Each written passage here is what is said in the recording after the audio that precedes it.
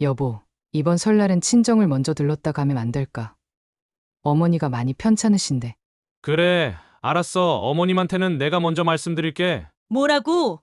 설날에 친정을 먼저 간다고? 유미 걔가 그러니 이게 미쳤나? 어떤 며느리가 명절에 시댁도 안 오고 친정을 먼저 가?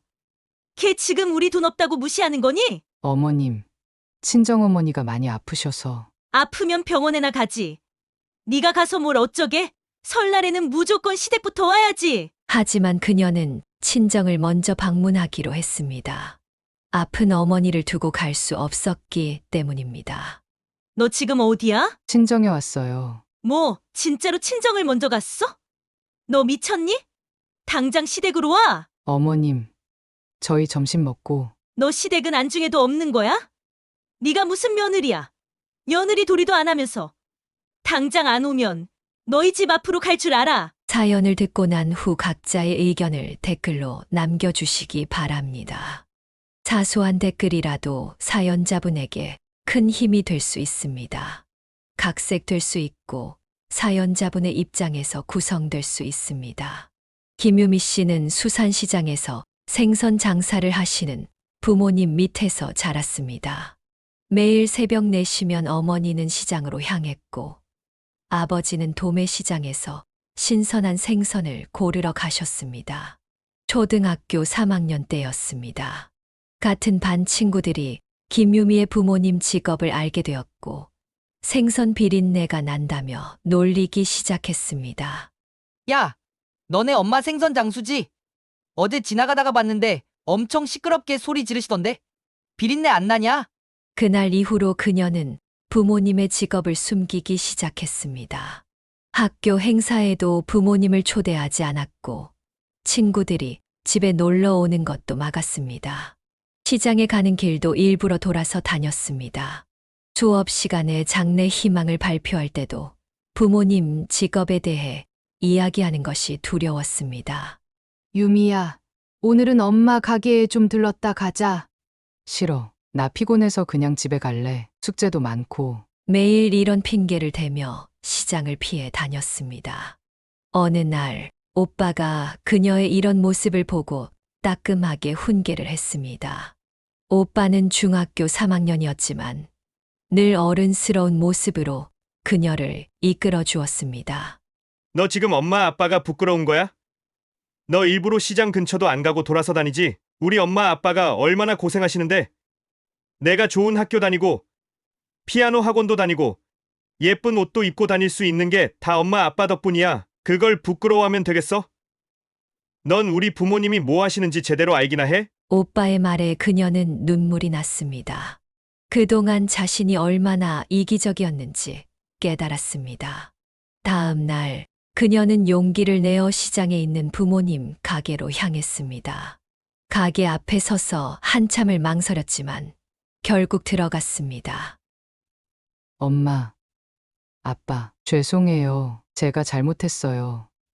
전 부모님이 자랑스러운데 제가 바보같이. 부모님은 말없이 그녀를 꼭 안아주셨습니다.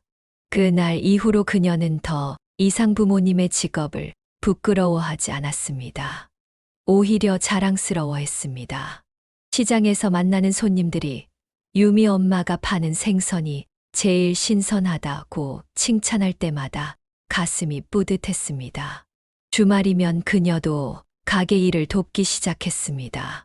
손님들께 봉투를 건네고 거스름돈을 계산하는 일이 즐거웠습니다.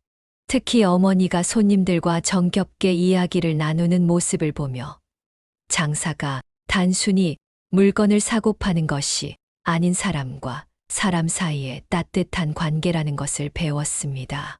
우리 딸이 이제 제법이네. 엄마 없을 때는 내가 가게 좀 봐줘. 어제는 거스름 돈도 척척 잘 계산하더라. 어머니의 말씀에 그녀는 더욱 열심히 일을 배웠습니다. 이제는 친구들이 너네 엄마가 파는 고등어가 제일 맛있다고 할 때마다 당당하게 웃을 수 있었습니다. 시장 골목을 지나는 것도 더 이상 부끄럽지 않았습니다. 오히려 많은 상인들이 반갑게 인사를 건네고 가끔 군것질거리도 건네주시는 것이 즐거웠습니다. 중학교에 입학한 후에는 자신의 경험을 글로 써서 교내 글짓기 대회에서 상을 받기도 했습니다. 우리 가족의 자랑이라는 제목으로 시장에서의 일상을 썼는데 많은 선생님들이 감동했다고 했습니다. 부끄러움은 자랑스러움으로 바뀌었고 이는 그녀의 어린 시절을 더욱 특별하게 만들어 주었습니다. 시장에서의 일상이 평화롭게 이어지던 중 고등학교 3학년이 된 오빠가 가족들 앞에서 조심스럽게 입을 열었습니다. 저녁 식사 시간이었습니다. 아빠. 엄마, 제가 미국 유학을 가고 싶어요. 식탁에 무거운 침묵이 내려앉았습니다. 그녀는 젓가락질을 멈추고 오빠를 바라보았습니다. 오빠는 초등학교 때부터 줄곧 전교 1등을 놓치지 않았고 지금도 학교에서 모범생으로 통했습니다. 갑자기 무슨 유학이야? 여기서 대학 가면 되지. 아버지의 목소리에는 당혹감이 묻어났습니다. 어머니는 말없이 오빠를 바라보기만 했습니다. 전 더 넓은 세상을 보고 싶어요.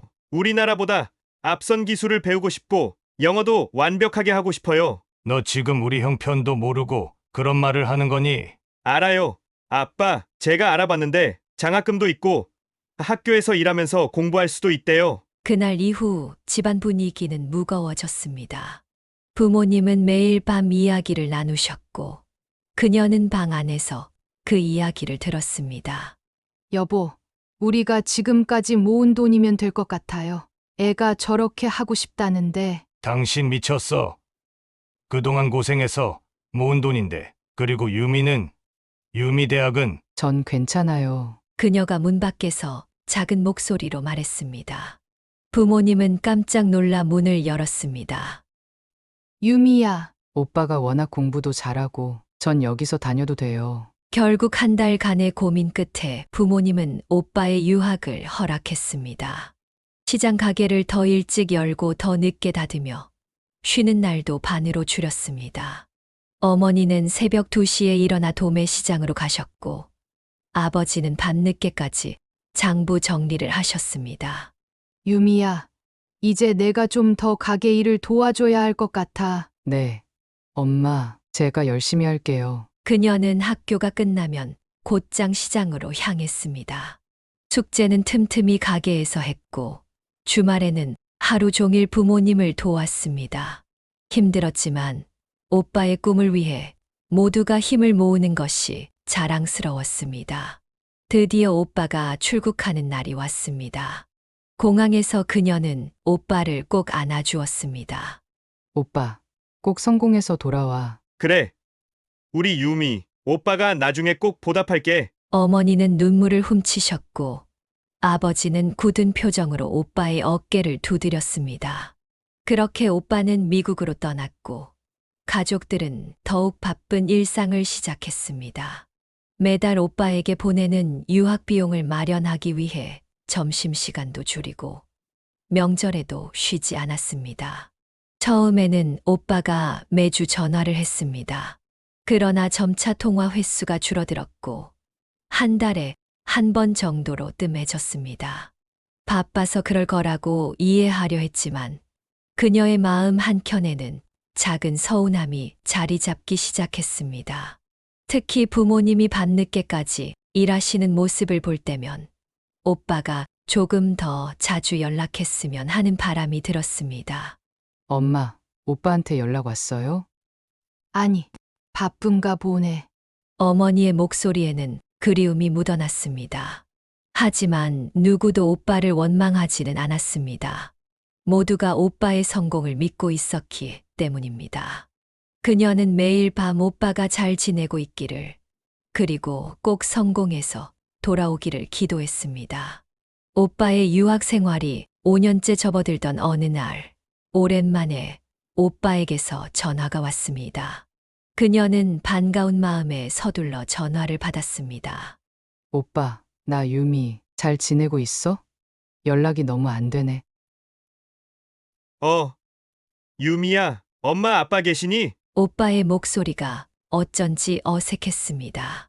그녀는 부모님을 불러왔고 스피커폰을 켜고 이야기를 시작했습니다. 아들, 요즘 전화도 잘 안 하더니 무슨 일 있니? 저 사실은 결혼하려고요. 순간 거실에 정적이 흘렀습니다. 어머니가 먼저 입을 열었습니다. 결혼. 그래, 좋지. 상대는 어떤 사람이니? 한국 사람이야.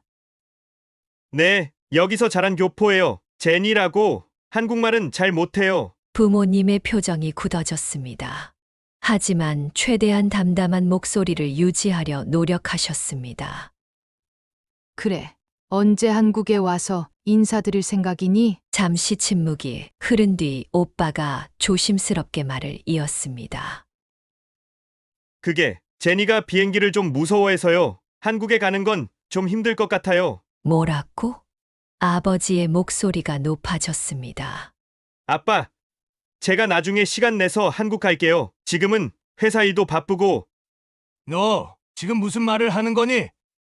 결혼이 장난이야? 어머니는 말없이 자리를 피하셨습니다. 그녀는 어머니의 눈가에 맺힌 눈물을 보았습니다.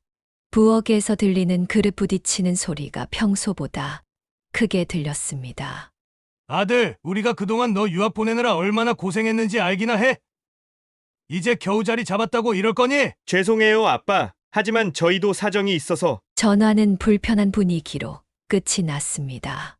그날 이후 집안의 분위기는 더욱 무거워졌습니다. 어머니는 평소보다 일찍 시장에 나가셨고 밤늦게까지 돌아오지 않으셨습니다. 엄마, 제가 오빠랑 한 번 더 얘기해 볼까요? 됐다. 저기 김치 좀 담아줘. 어머니는 더 이상 오빠 이야기를 꺼내지 않으셨습니다. 하지만 밤마다 훌쩍이는 소리가 들렸고 아버지는 한숨만 깊어졌습니다. 한 달 후 오빠에게서 결혼식 사진이 이메일로 도착했습니다.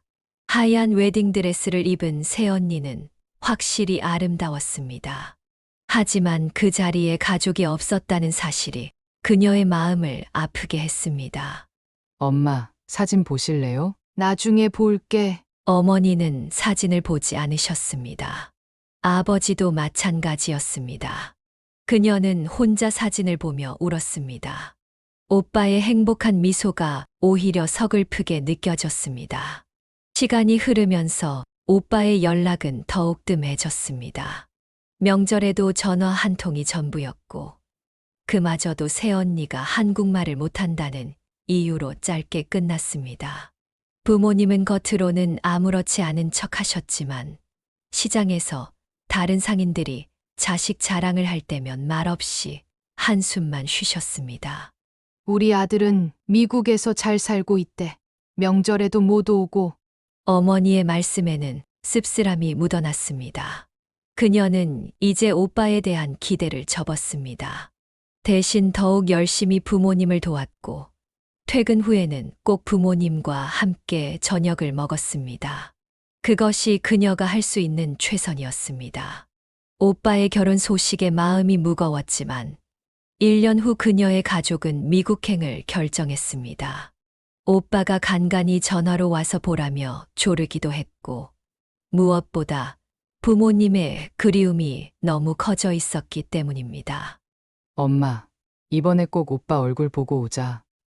그래, 내 새언니도 한번 봐야지. 비행기표를 끊고 호텔도 예약했습니다. 오빠는 전화로 공항으로 마중 나오겠다고 했습니다. 부모님은 오랜만에 밝은 표정을 지으셨고 그녀도 설렘을 감출 수 없었습니다. 오빠가 좋아하는 김치도 담가 가야지. 어머니는 며칠 전부터 정성껏 김치를 담그셨고 아버지는 고급 홍삼도 준비하셨습니다.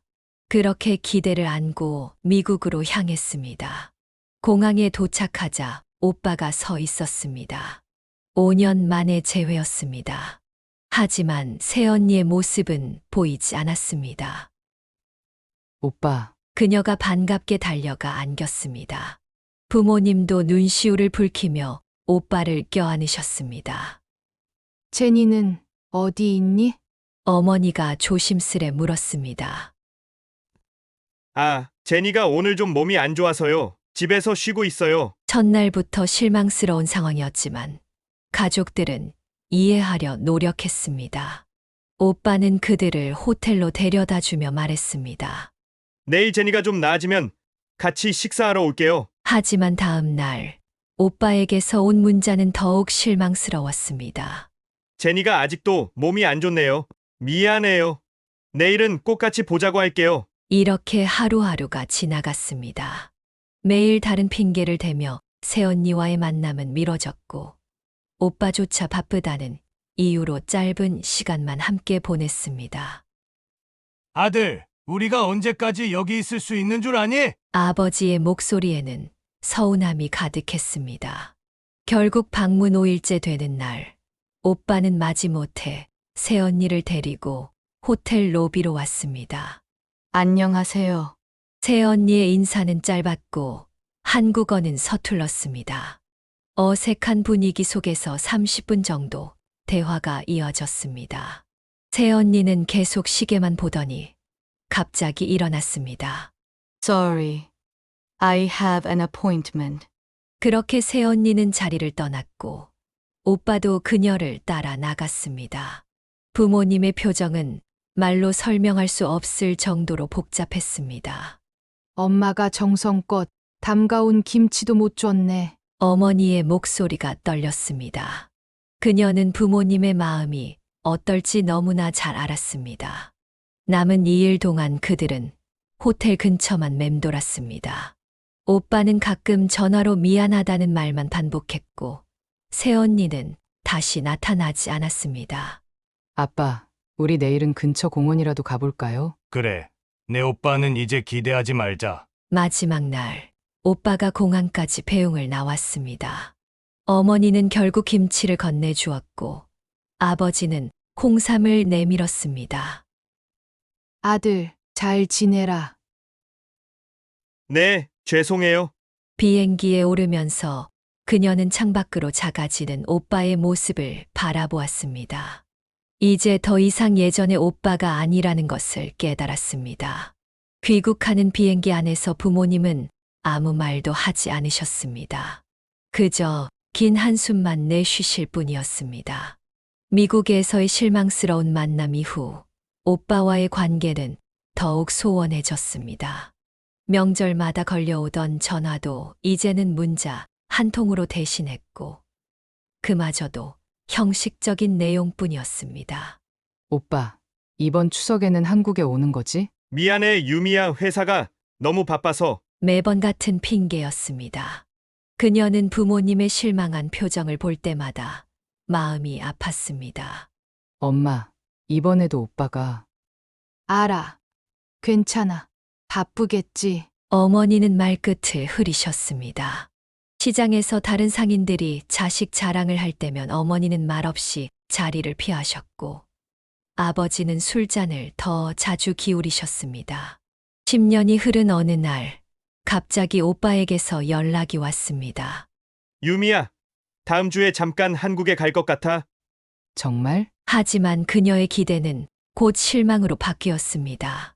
오빠는 단 이틀의 일정으로 한국을 방문했고 그마저도 회사 일 때문이라고 했습니다. 어머니, 아버지, 죄송해요. 이번에는 정말 시간이 없어서. 저녁 식사 자리에서 오빠는 계속 시계만 보았습니다. 새언니는 이번에도 오지 않았고 조카의 사진조차 보여주지 않았습니다. 아들 밥이라도 더 먹고 가지. 죄송해요.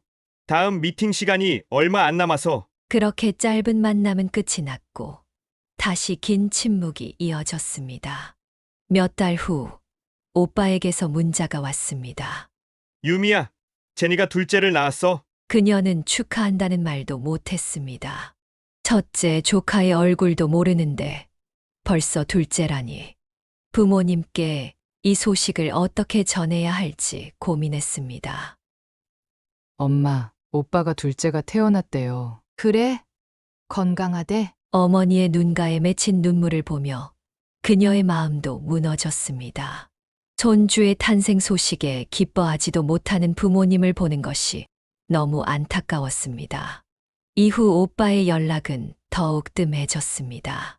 아이들 사진을 보내달라는 부모님의 부탁에도 바빠서 나중에 라는 답변만 돌아왔습니다. 시간이 흐를수록 그녀는 오빠가 더 이상 예전에 그 다정한 오빠가 아니라는 것을 실감했습니다. 엄마, 이제 오빠 기다리지 말아요. 제가 있잖아요.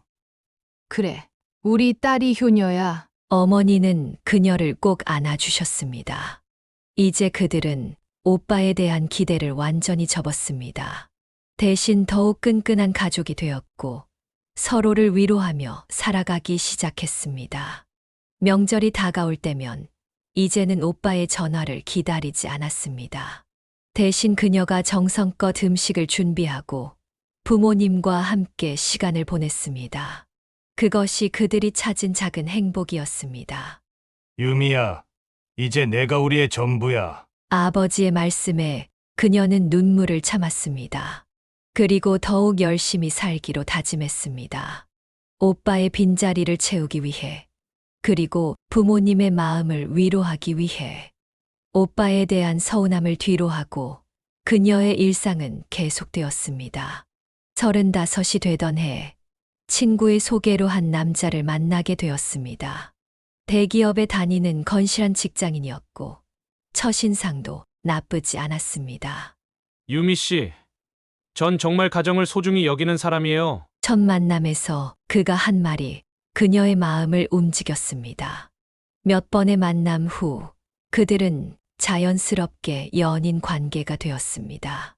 엄마, 제가 만나는 사람이 있어요. 그래. 어떤 사람인데? 회사원이에요. 성격도 좋고 저랑 잘 맞는 것 같아요. 어머니는 반색하시며 그녀의 손을 잡으셨습니다. 드디어 우리 딸도 좋은 사람 만났구나. 6개월간의 연애 끝에 그들은 결혼을 결심했습니다. 남자친구는 정중하게 부모님을 찾아와 인사를 드렸습니다. 아버님, 어머님 제가 유미 씨와 결혼하고 싶습니다. 우리 딸 잘 부탁드립니다. 아버지는 흐뭇한 표정으로 사위들 사람을 바라보셨습니다.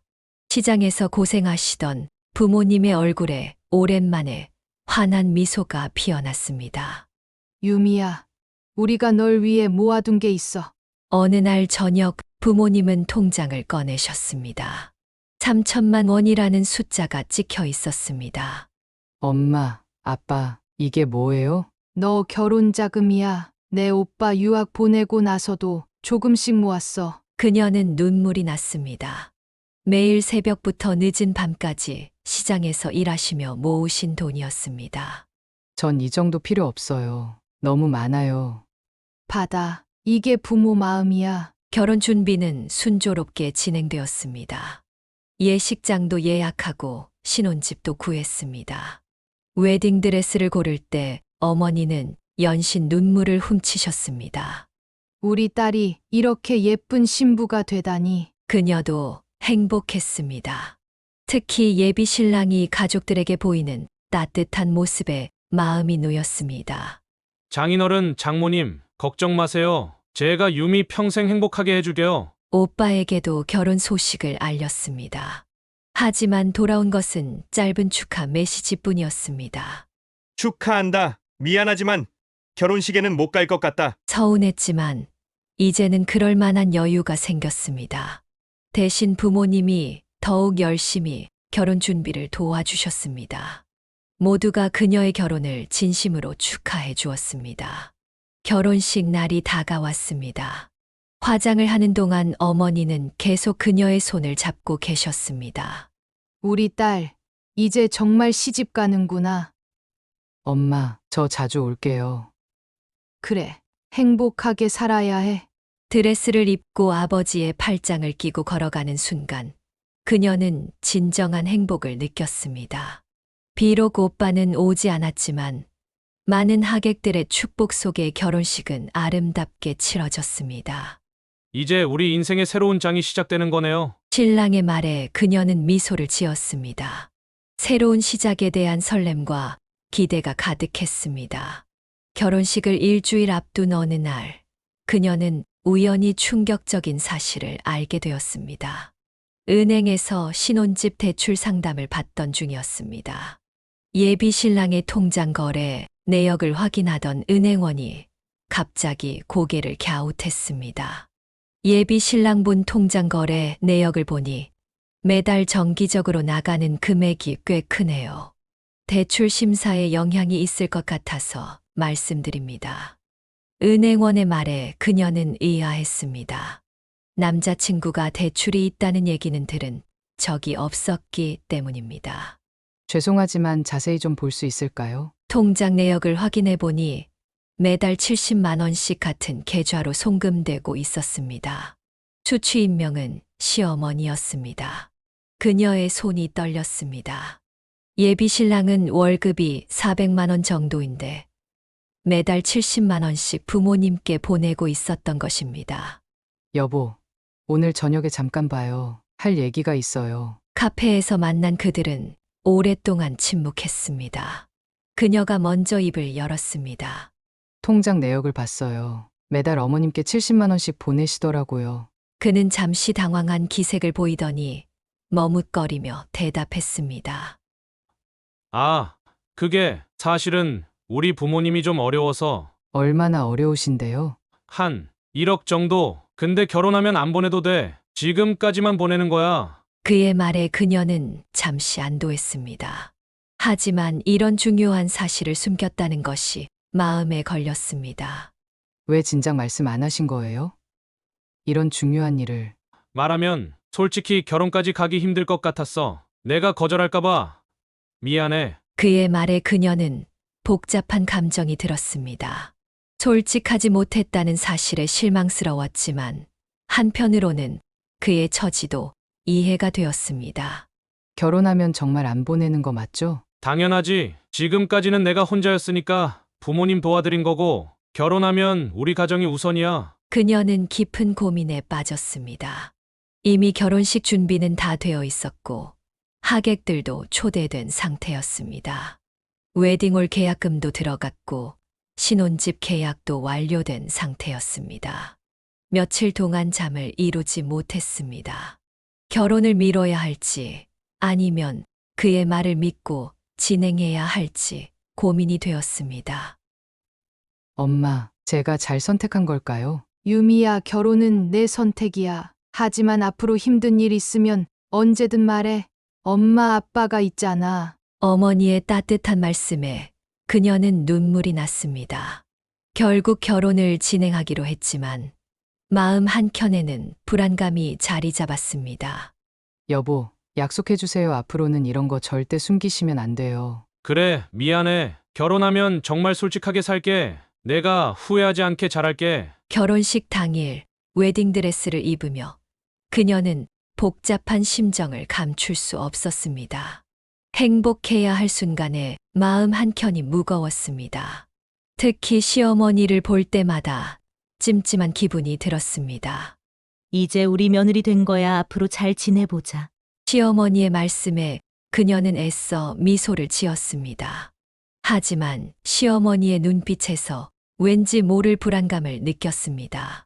정말 약속대로 돈을 안 보내도 될지, 시댁과의 관계는 어떻게 될지 걱정이 되었습니다.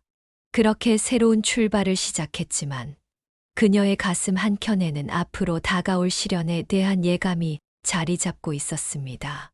결혼식 내내 웃고 있었지만 그 미소 뒤에는 불안과 걱정이 가득했습니다. 결혼 후 한 달이 지났을 때였습니다. 퇴근 후 저녁 식사를 준비하던 그녀에게 남편이 조심스럽게 말을 꺼냈습니다. 여보, 어머니가 아직도 돈이 필요하시대. 네. 결혼하면 안 보내기로 하지 않았어요? 나도 그렇게 알고 있었는데 어머니가 너무 힘들다고 하시네. 그녀는 순간 숨이 막혔습니다. 결혼 전의 약속이 이렇게 쉽게 깨질 줄은 몰랐습니다. 아니, 그럼 결혼 전에 한 약속은요? 그건 뭐였던 거예요? 다음 날 시어머니에게서 전화가 왔습니다. 예, 유미야. 우리가 얼마나 어려운지 알지? 아들한테 매달 받던 돈 계속 보내줘야 하는데.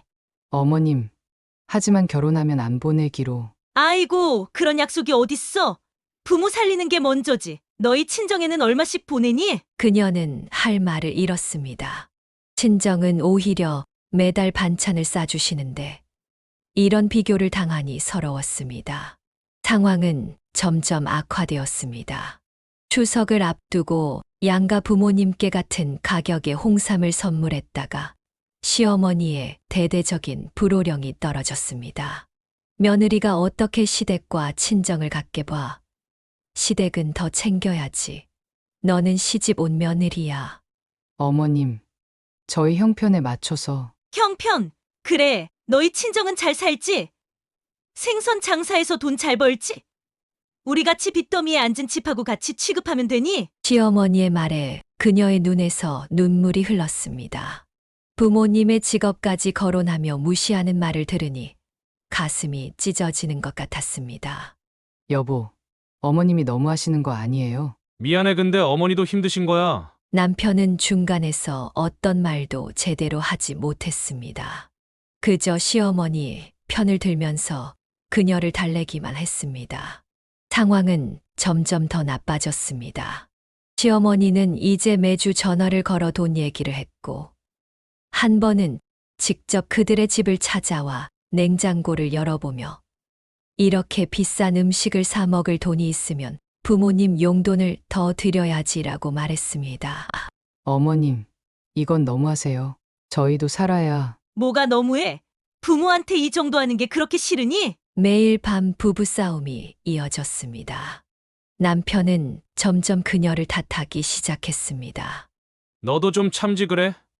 어머니가 그렇게 힘들다는데. 당신은 결혼 전 약속은 기억도 안 나나 봐. 그녀는 점점 지쳐갔습니다. 친정에 가서 울고 싶었지만 부모님이 걱정하실까봐 말도 못했습니다. 하지만 시어머니의 요구는 끝이 없었습니다. 이번 달엔 100만 원은 보내야 해. 이자가 더 붙어서 매일 밤 잠들기 전 그녀는 이런 생활이 언제까지 계속될지 두려웠습니다.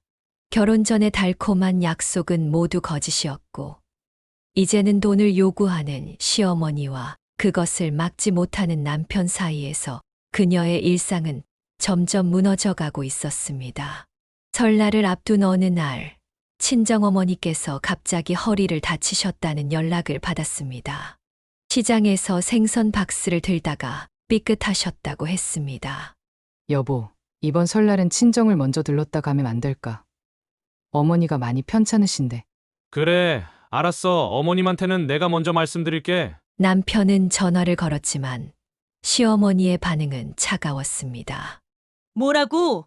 설날에 친정을 먼저 간다고? 유미 걔가 그러니 이게 미쳤나?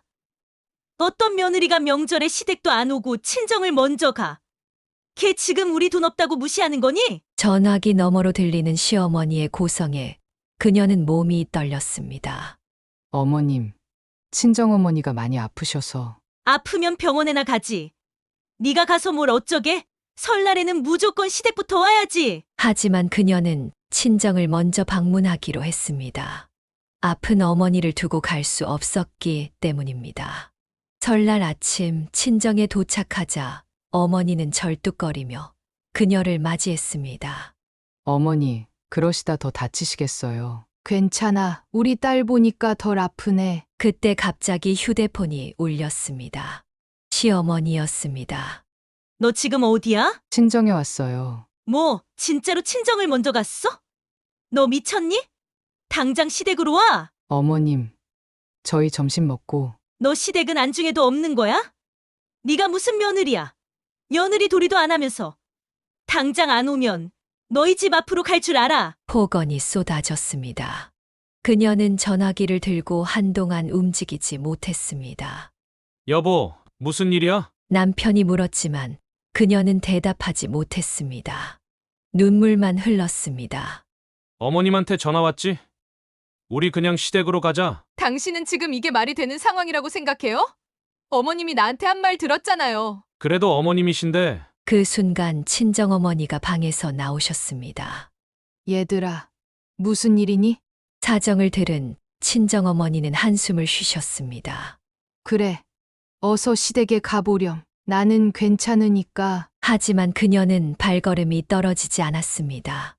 시어머니의 폭언이 계속 귓가에 맴돌았습니다.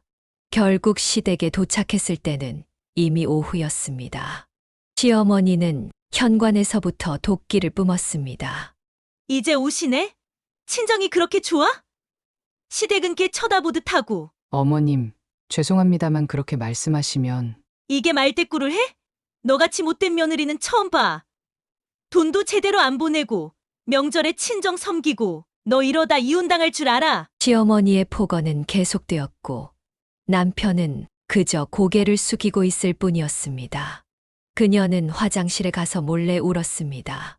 여보, 나 이제 못 참겠어요. 이렇게 살 순 없어요. 그래도 참자. 어머님이 원래 성격이 그러시니까. 남편의 말에 그녀는 더욱 절망했습니다. 이것이 앞으로도 계속될 생활이라고 생각하니 숨이 막혔습니다. 그날 이후 시어머니는 더욱 노골적으로 그녀를 무시하기 시작했습니다. 주변 친척들에게 며느리가 친정 바보라서 못 살겠다고 소문을 냈고, 심지어 돈도 안 갖다 바치는 년이라는 말까지 했습니다. 시어머니와의 갈등이 끊이지 않는 상황에서 그녀는 임신 소식을 접했습니다. 입덧이 심했지만 그나마 경사라도 생겼다는 생각에 마음이 조금은 놓였습니다. 여보, 우리 아기가 생겼어. 처음에 남편도 기뻐했습니다. 하지만 시어머니의 반응은 달랐습니다. 아이고, 이제 얘 핑계 대면서 돈 더 써대겠구나. 요즘 며느리들 다 그래. 임신했다고 친정 가서 용돈 타 쓰고. 시어머니의 독설은 남편의 태도까지 바꿔놓았습니다. 어느 날 저녁 남편이 갑자기 통장을 내밀었습니다. 여보, 이제부터 내가 돈을 관리할게. 그게 무슨 소리야 갑자기 왜? 그냥 어머님 말씀이 맞는 것 같아서. 요즘 주부들이 다들 돈을 친정으로 빼돌린대. 그녀는 순간 귀를 의심했습니다. 당신 지금 나 의심해? 의심은 아니고 그냥 안전하게 내가 관리하는 게 낫지 않을까? 남편은 생활비 카드를 하나 만들어 주었는데 그마저도 한도가 100만 원이었습니다. 이걸로 생활비 쓰면 돼. 더 필요하면 말해. 하지만 추가 생활비를 요구할 때마다 남편은 까다로운 신문을 했습니다. 뭐 했을 건데? 영수증 가져와. 친정에 돈 갖다 주는 거 아니지? 입덧으로 힘든 와중에도 매번 지출 내역을 일일이 증명해야 했습니다.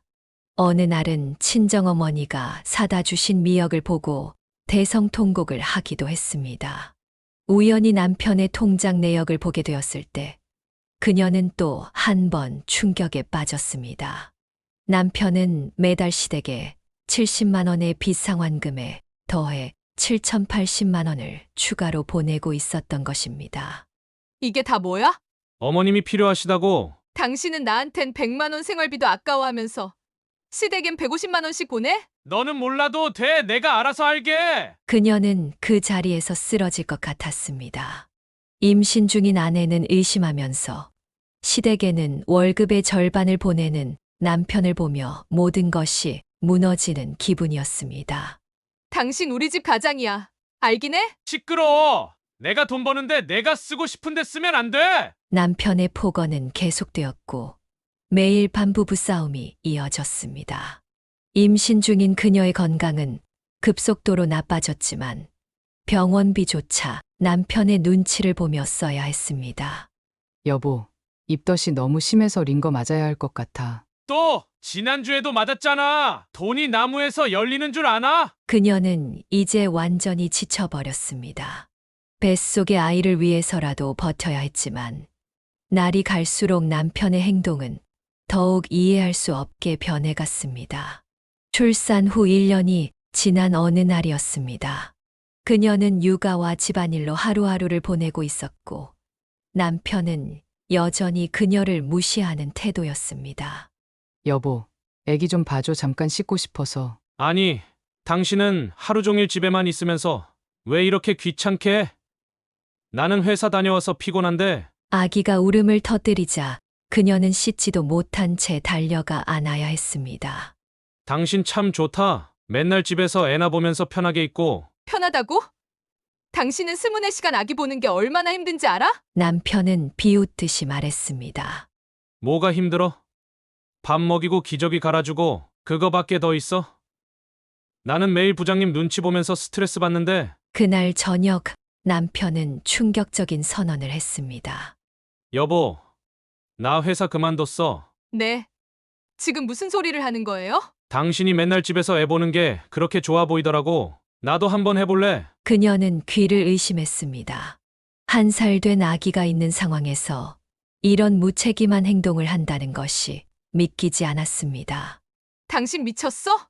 아기 분유값, 기저귀값. 당신이 나가서 벌어오면 되잖아? 난 애 볼게. 다음 날부터 남편은 정말 집에 있기 시작했습니다. 하지만 육아는 생각처럼 쉽지 않았습니다. 아, 얘가 왜 이래 진짜 짜증나게. 기저귀는 어떻게 갈아? 분유는 몇 스푼 넣는 거야? 그녀는 한숨을 쉬며 아기를 받아들었습니다. 남편은 하루 종일 휴대폰만 보며 누워 있었고 아기가 울 때마다 그녀를 불렀습니다. 이러려고 회사 그만둔 거야? 시끄러워.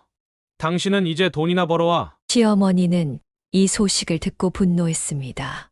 결국 그녀는 직장을 구해야 했습니다. 하지만 1살 된 아이를 믿고 맡길 수 없는 남편을 보며 그녀의 마음은 찢어질 듯 아팠습니다. 여보, 제발 회사로 돌아가요. 아기가 아직 너무 어린데. 이런 상황에서도 남편은 시댁으로 돈을 보내달라고 손을 벌렸습니다. 어머님이 돈이 필요하시대. 당신이 빨리 취직해서 보내줘. 그녀는 더 이상 참을 수 없었습니다. 1살 된 아이를 이런 무책임한 아버지와 함께 키워야 한다는 생각에 눈물이 났습니다. 이것이 과연 가정이라고 할 수 있는지, 이대로 아이를 키워도 되는 것인지 심각한 고민에 빠졌습니다.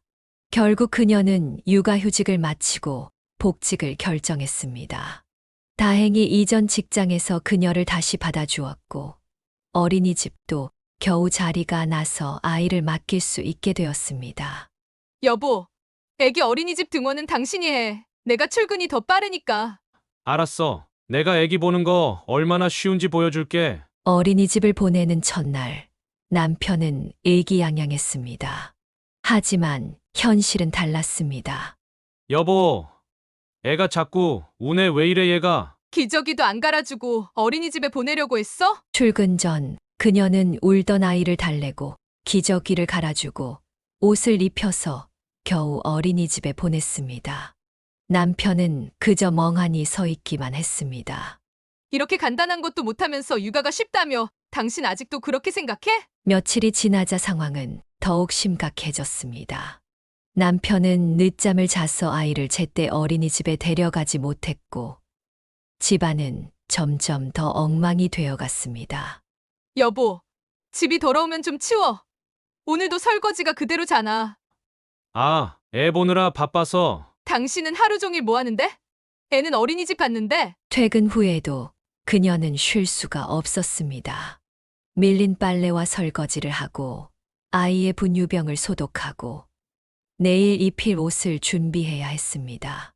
1달이 지나자 남편은 점점 예민해지기 시작했습니다. 아니, 왜 자꾸 나한테 이래라 저래라 해?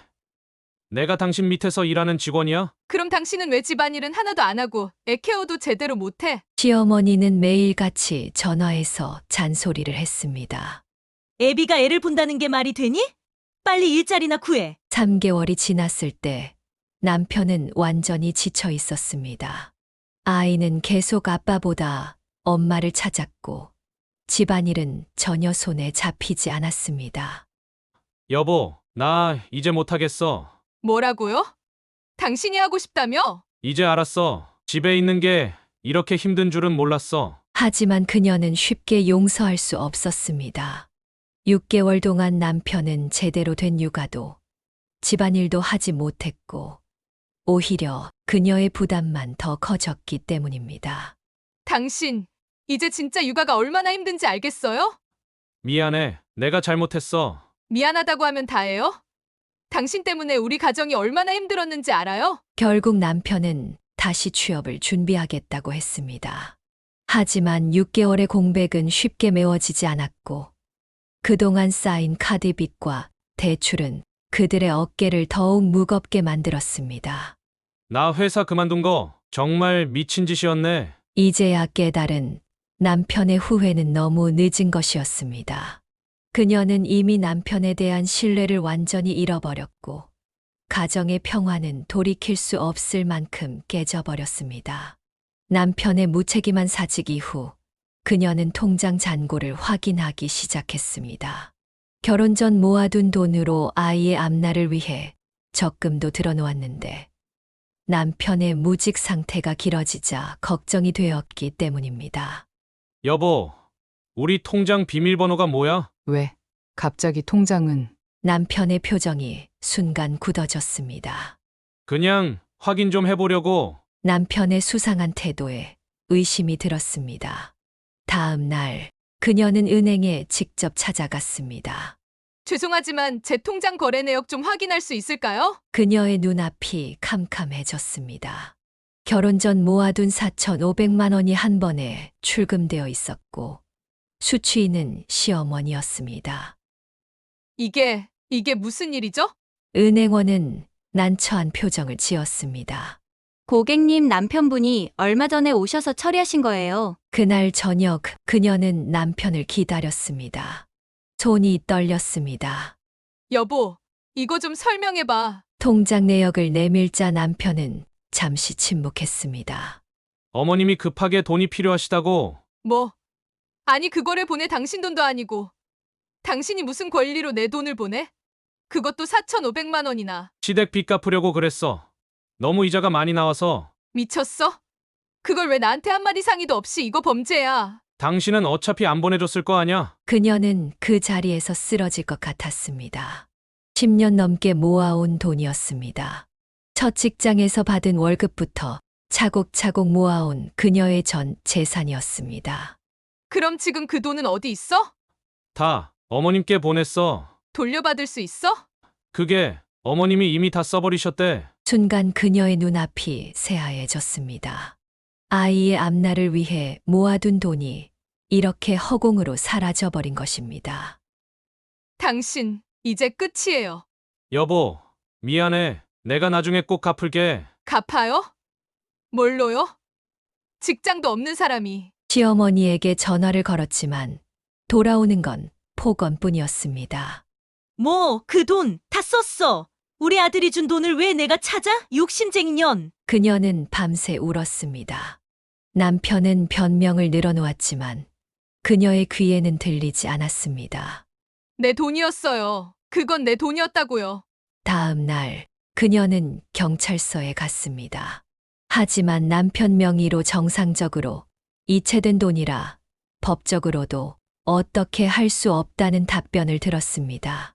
이제 그녀는 모든 것을 포기할 준비가 되어 있었습니다. 10년의 저축, 남편에 대한 신뢰, 그리고 이 결혼 생활까지도. 결혼 자금을 무단으로 빼돌린 사건으로 부부 관계가 최악으로 치닫던 어느 날, 친정에서 급한 전화가 왔습니다. 유미야, 어머니가 지금 병원에 계셔. 네. 무슨 일이세요? 시장 계단에서 넘어지셨어. 다리를 다치셨는데 수술이 필요하대. 그녀는 즉시 병원으로 달려갔습니다. 어머니는 병실 침대에 누워 고통스러워하고 계셨습니다. 어머니, 어디가 많이 아프세요? 아이고, 내가 실수로 미끄러져서. 의사는 인대가 파열되어 당장 수술이 필요하다고 했습니다. 수술비와 입원비를 합쳐 200만 원 정도가 필요했습니다. 여보, 어머님이 수술하셔야 해요. 병원비 좀. 뭐, 200만 원? 당신네 가족들은 왜 자꾸 우리 돈을 빼가려고 해? 남편의 반응은 차가웠습니다. 지금 그런 말을 할 때예요? 어머님이 수술을 받으셔야 한다고요. 당신도 알잖아. 우리 형편이 어떤지. 게다가 우리 어머님한테는 매달 150만 원씩 보내면서. 그녀는 결국 자신의 카드로 병원비를 결제했습니다. 하지만 남편의 폭언은 계속되었습니다. 이제 알겠다. 당신은 결국 친정 식구들이랑 한통속이었어.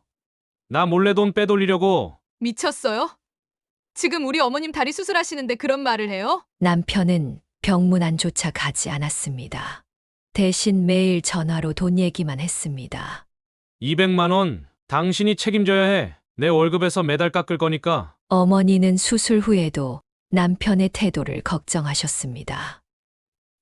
딸, 내가 미안하다. 조심할 걸. 어머니, 제발 그런 말씀 마세요. 당연히 해드려야죠. 퇴원하시는 날 시어머니에게서 전화가 왔습니다. 너희 친정은 우리 아들 돈을 뜯어내려고 작정했네.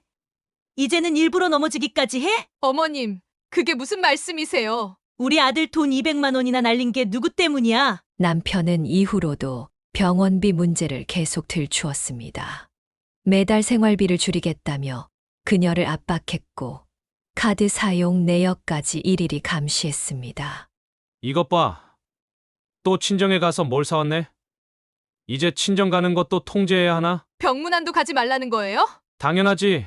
갈 때마다 돈 들어가는데. 그녀는 남편의 모습에서 더 이상의 인간성을 찾을 수 없었습니다. 자신의 어머니가 아파서 수술을 받는 상황에서도 오직 돈만 생각하는 남편을 보며 이 결혼 생활의 의미를 완전히 잃어버렸습니다. 여보, 당신이 이렇게까지 될 줄은 몰랐어요. 뭐가? 내가 뭘 잘못했는데? 당신네 가족들이 우리 돈 다 뺏어가잖아. 이제 그녀는 결심했습니다. 더 이상 이런 사람과는 살 수 없다는 것을. 친정어머니의 퇴원 후 그녀는 더 이상 참을 수 없었습니다. 남편이 또다시 병원비 이야기를 꺼냈을 때였습니다. 여보, 나 할 말 있어. 뭔데? 또 돈 달라는 거야? 이혼하고 싶어. 순간 남편의 표정이 굳었습니다. 뭐라고? 당신하고 더 이상 못 살겠어. 이혼합시다. 남편은 처음에는 웃으려 했지만 그녀의 진지한 표정을 보고 태도가 돌변했습니다. 미쳤어? 애도 있는데 무슨 이혼을 해? 애가 있어서 더 이혼하고 싶어요. 이런 아빠 밑에서 자라게 하고 싶지 않아요. 너 지금 나한테 뭐라는 거야? 남편의 목소리가 높아졌습니다. 내가 뭘 잘못했는데? 당신 친정에 200만 원이나 들어갔잖아. 그래요. 그게 당신의 전부에 돈. 근데 그 돈은 다 어디로 갔죠? 시댁으로? 그녀는 침착하게 말을 이었습니다. 내 결혼 자금 4,500만 원. 매달 시댁에 보내는 150만 원. 당신의 무책임한 회사 사직. 이제 지쳤어. 남편은 발끈했습니다. 너 이 배은망덕한 년이 감히. 때릴 거예요? 때리세요. 그럼 더 좋죠. 이혼 사유가 하나 더 늘어나니까. 그날 밤 그녀는 짐을 쌌습니다. 아이를 안고 친정으로 향했습니다. 엄마, 우리 딸, 어머니는 아무 말씀도 하지 않으시고 그녀를 껴안아 주셨습니다. 다리 수술 후 지팡이를 짚고 계셨지만 딸을 위해 힘을 내셨습니다. 잘 왔어. 잘했어. 아버지도 딸의 결정을 지지해 주셨습니다. 아빠, 저 이혼하려고요. 그래. 너무 늦게 결심했다. 시어머니의 전화가 빗발쳤습니다. 이 악랄한 년이 우리 아들 버리고 어딜 가. 당장 돌아와. 남편도 계속 문자를 보냈습니다.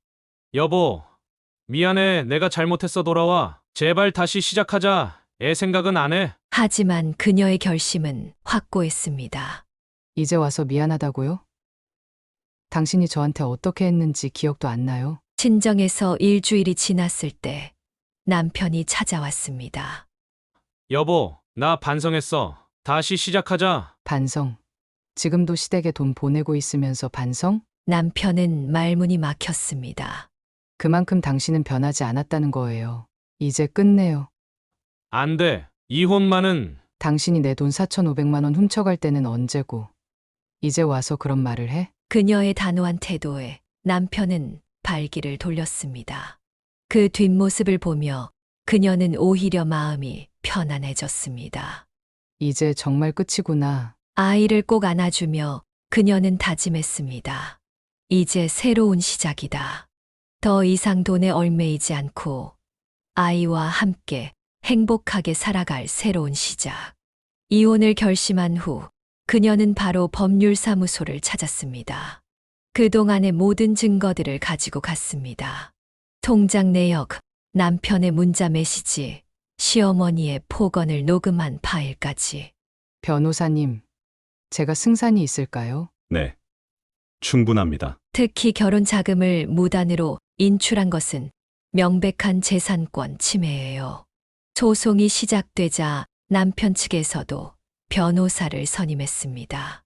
시어머니는 매일같이 협박 전화를 했습니다. 이혼하면 너희 집안 다 망하게 만들어 줄 테니까 기대해. 하지만 그녀는 더 이상 두렵지 않았습니다. 오히려 당당했습니다. 첫 재판날 남편 측 변호사가 주장했습니다.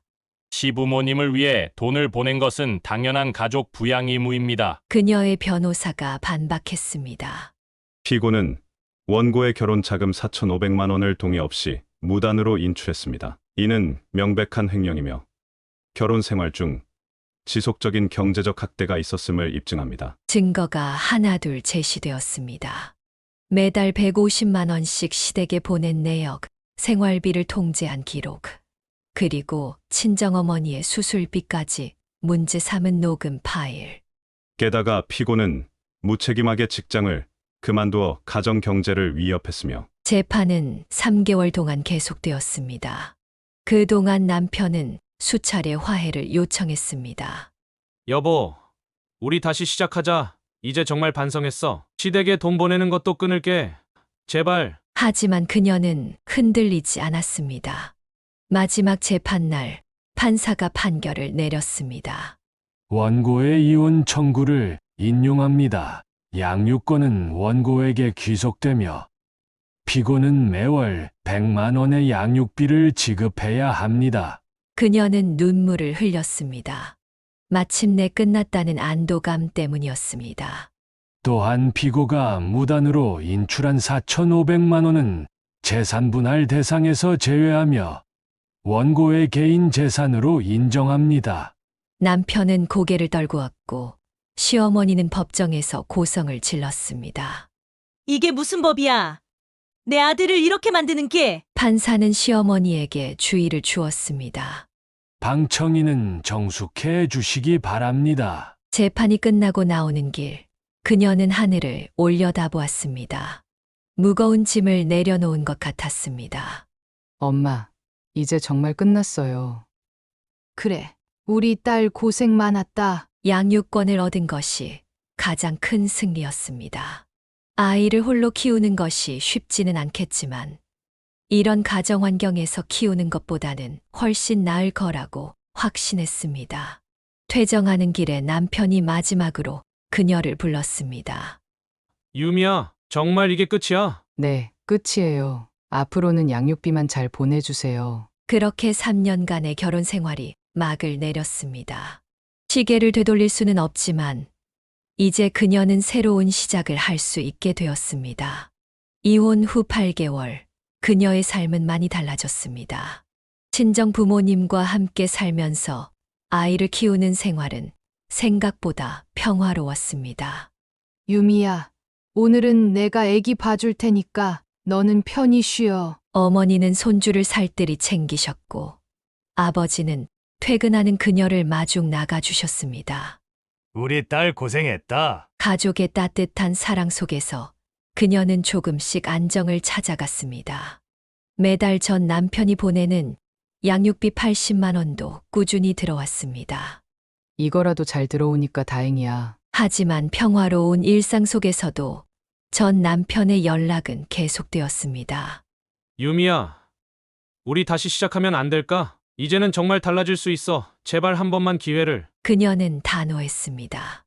다시는 그런 실수 안 할게. 어머님한테도 말씀드렸어. 이제 돈 안 보내기로. 이제 와서 그런 말씀 하지 마세요. 전 이미 새로운 삶을 시작했어요. 시어머니도 가끔 연락을 했습니다. 처음에는 욕설과 협박이었지만 최근에는 톤이 달라졌습니다. 미안하다. 내가 잘못했어. 돌아와 주면 안 될까? 하지만 그녀의 마음은 이미 확고했습니다.